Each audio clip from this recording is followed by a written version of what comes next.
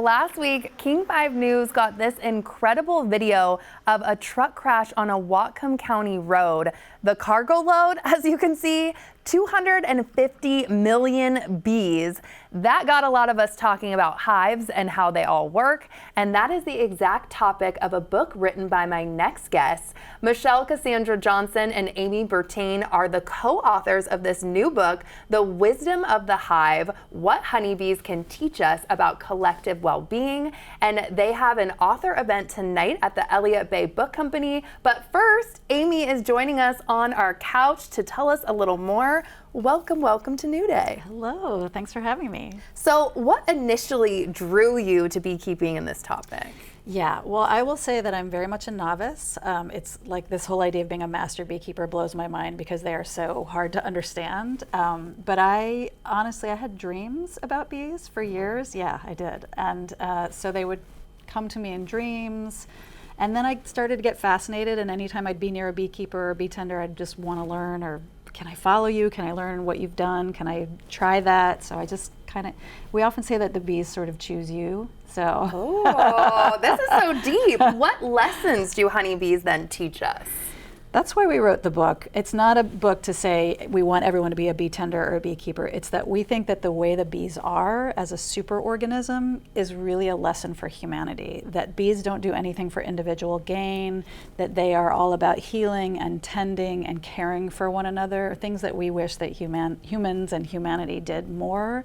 And so we think they can teach us things like attunement to the whole and how to offer medicines, right? Our medicine doesn't have to be just medicine that you ingest, but if you're a person who brings joy to the world, that's your medicine. If you're a person who makes people laugh, that's your medicine. Like we believe that at this time on the planet, we each need to offer our gifts and our medicines for the healing of the planet. And so we think that bees can teach us to like attune to one another, to listen more deeply, to move in and out of times of lightness and darkness, and to create sweetness. So just everything about them to us felt like a metaphor that we wanted humans to think about. Like, why can't we be more like that? Yeah. And why do you think, though, that people are scared of bees, or like misconceptions about bees? I mean, the stings hurt. There's no doubt, right? I've been stung a lot of times. And I think that's it. I think people, a stinging insect, folks are afraid. And understandably, especially if you have an allergy, we don't want folks to go in, or get stung if it's life-threatening. But when we talk about medicine, even bee stings, while the bee does lose their life, so we don't want to encourage that, are medicinal, right? There's a place where it, creates an inflammatory response and can help bring healing. I think folks are afraid of it, but there are so much that the bees do for us that we are trying to flip on its head this concept that, we need to save the bees. Yes, we do. We need to tend more to the environment and help the bees survive. But in the book, we asked the question that a teacher of ours taught us: what if the bees were here to save us?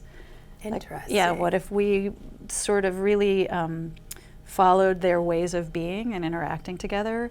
What might it teach us as human beings, right? What if we could be more like a superorganism? What if we could care for one another more deeply? And so much to unpack and think about. And so you wrote this book with your best friend, right? So how did it kind of come about? I mean, I know you mentioned your dreams and stuff before, but. So Michelle has a great story where she also in a dream state started ordering beehives before she even knew. Like, she kind of woke up and was like ordering them, and she's like, the next thing I knew, I'd spent $400 and I'd never even gotten a hive before. And so she also became a bee tender sort of, in some spontaneous way.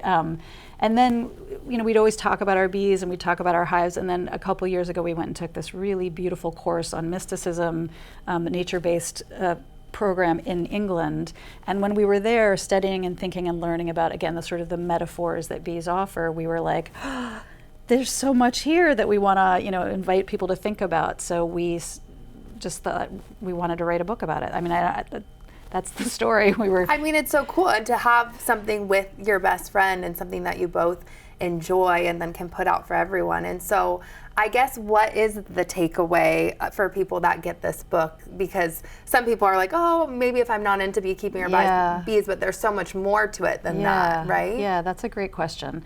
Well, we offer in the book, certainly stories, but also practices and poems and prompts and meditations because we really think of, some of the metaphors, like we said, of the bees as a spiritual practice as well.